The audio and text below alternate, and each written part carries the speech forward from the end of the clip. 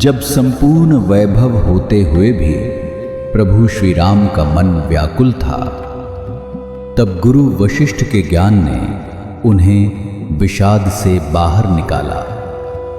सुनिए बकुल जी की वाणी में। जय श्री राम। स्वागत है सभी का। तो प्रहलाद और भगवान विष्णु का जो संवाद चला भगवान के साथ, वो आगे चलेगा। आज 17 जून है। देखते हैं आज क्या होता है। आज का श्लोक है, स्तुत्या प्रणतया विज्ञप्त्या शमेन नियमेन च लब्धोऽयं भगवान आत्मा दृष्टश्वाधिगतः स्फुटम्। अर्थ है, मैंने भजन गाकर स्तुति करके प्रार्थना के द्वारा अपनी आत्मा के स्वामी परम पिता से मन की शांति और अनुशासित जीवन प्राप्त कर लिया है। प्रहलाद चिंतन कर रहे थे, यदि शरीर के 100 टुकड़े भी कर दिए जाए तो भी आत्मा को चोट नहीं पहुंचती। ठीक वैसे ही जैसे मिट्टी के बर्तन को चूर चूर कर दिया जाए तो उसके भीतर का अवकाश नष्ट नहीं होता। पहले मन था जो सुख दुख की धारणाओं से गठित था, अब सुख दुख की धारणाएं समाप्त हो चुकी है, तो मेरा मन है ही कहाँ। जो व्यक्ति मुक्त हो जाता है उसके पास न सुख दुख की धारणा ही शेष बचती है और न मन ही। और मेरे मन में अब सुख की लालसा रही नहीं और न उससे पीछा छुड़ाने की इच्छा शेष है। जो होता है वह हो और जो जाता हो वह जाए। मैं अज्ञान रूपी शत्रु का चिरकाल से दास रहा हूं। उसने मेरी ज्ञान रूपी संपदा का हरण कर लिया है, परंतु अब अवश्य विष्णु की कृपा और अपने उत्तम प्रयास से मैंने ज्ञान प्राप्त कर लिया है। मैंने भजन गाकर स्तुति करके प्रार्थना के द्वारा अपनी आत्मा के स्वामी परम पिता से मन की शांति और अनुशासित जीवन का प्राप्त करने का कर लिया है।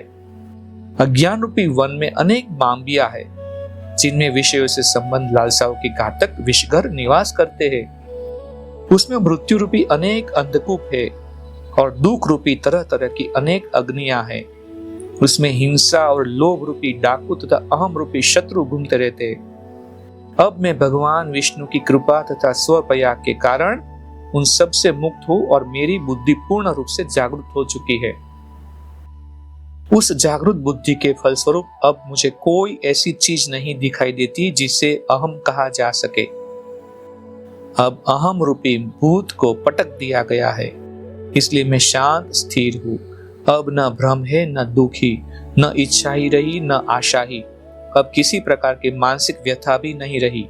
नरक और स्वर्ग तथा मुक्ति संबंधी भ्रम तभी तक रहते हैं जब तक अहम रहता है। चित्रों का निर्माण पर्दों पर होता है, आकाश में नहीं।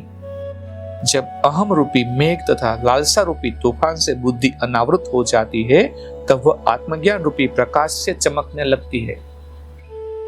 अहम रूपी कीच से रहित मेरी आत्मा तेरा जय जयकार करता हूँ।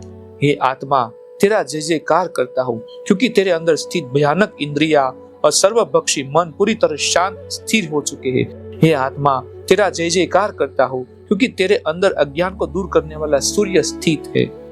हे आत्मा, तेरा जय जयकार करता हूँ, क्योंकि तू परम प्रेम को बढ़ावा देती हो और ब्रह्मांड के सभी पदार्थों को अपने अंदर निहित रखती हो।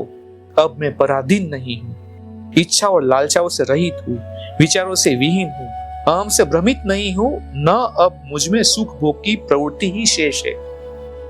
अब मेरा मन पूर्ण शांति की स्थिति प्राप्त कर चुका है। अब सभी दुख समाप्त हो गए हैं और परम आनंद का प्रकाश जागृत हो चुका है। इतना सुंदर बात प्रहलाद ने चिंतन में हो रहा था। और आज हम विराम करते हैं, देखते हैं कल क्या होता है। जय श्री राम। इस ज्ञान यात्रा में हमारे साथ बने रहने के लिए चैनल को सब्सक्राइब करें और बेल आइकॉन दबाएं।